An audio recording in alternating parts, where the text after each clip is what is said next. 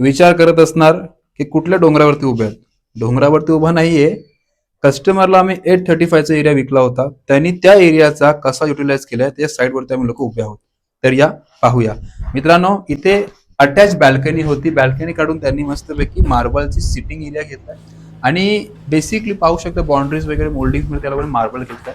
खर्च आहे पण खरोखर खूप सुंदर खर्च केलाय, मानलं पाहिजे कस्टमर्सला. हा आहे तुमचा इंटरेस्ट.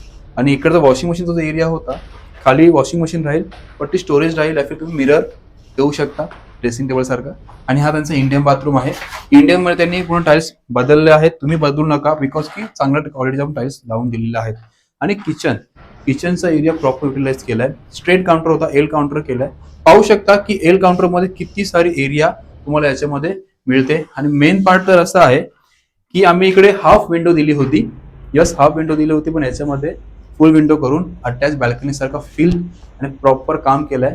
जर तुम्हाला सेम असं करायचं असेल, कॉस्टिंग वाढेल पण वन टाइम घर घेतो, 2 पैसे गेले तरी चालणार. पण प्रॉपर एरिया आणि लोकेशन बेस्ट असायला हवं. काम सुद्धा तेवढंच परफेक्ट असायला हवं. तारू बिल्डर्स या सुद्धा सर तुमची मदत करतोय.